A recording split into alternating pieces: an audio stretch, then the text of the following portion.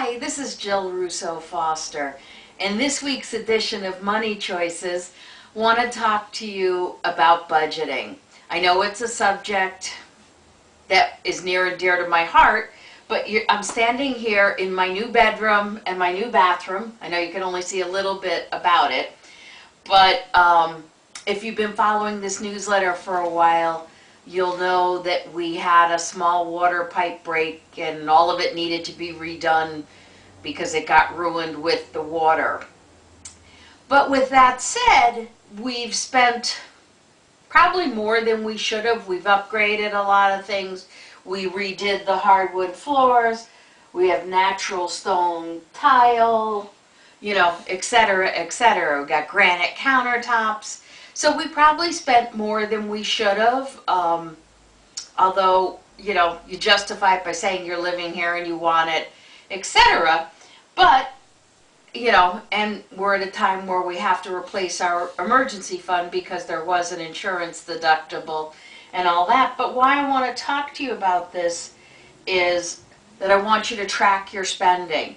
And that's the only way you can know how you're spending is to do an actual tracking. What's coming in, what's going out, to see if you have a surplus of money or a shortfall. And one of the exercises I do when I'm coaching is to ask clients to take two highlighters, two different colors. One is for expenses that you won't consider changing, and another is you're willing to consider reducing or eliminating. So once you do that after your budget's done, I find that there are three areas people are willing to reduce or eliminate, and they go into these three categories. So the first category, I call it, are what I call penalty fees. Fees that you shouldn't be paying or that you want to eliminate. Overdrawing your checking, going over limit and having fees like that. Late fees, things like that that are a drain on your budget that you're not getting any benefit from. So that's the first category I always see. The second category is what I call do-it-yourself things. And these are things that are optional in your life, whether you want to pay someone to do it or do it yourself. So in relationship to this room, yes, we needed a contractor because we don't know how to sand and refinish and replace hardwood floors, but we painted it. So the choice there was we did our own painting versus paying a painter. So think of it that way. Do you want to do your own yard work? Do you want to do, things along that line, snow removal, trash hauling? Things that you could do yourself if you had the time and the ability versus paying somebody else. That's the second category. The third category I call life extras.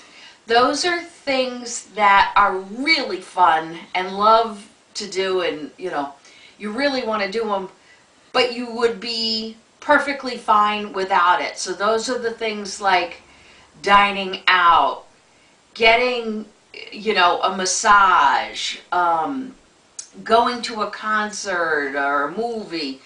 You could do without those things and it wouldn't impede your life.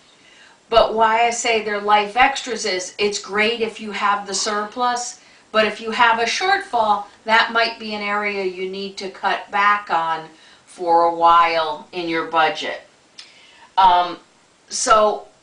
For an exercise for you to do is once you have this actual budget and you've done the highlighter exercise, come up with 5 different ways that you would consider, not that you're going to do, that you would consider to reduce or eliminate from your budget to make your expenses more in line.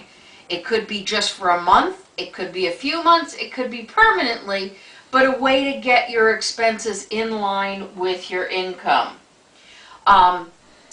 Also, I would love to hear what you're wanting to do, what you're going to do. So once you've made that decision, share on my blog what you've done. We're going to randomly give away copies of my new book, 111 Ways to Save, to some of the better tips that we feel are there. So make sure you do it and list it on the blog. Tell your friends and family to to join in with you, and maybe you'll have a copy of my book. Until next time, this is Jill Russo Foster.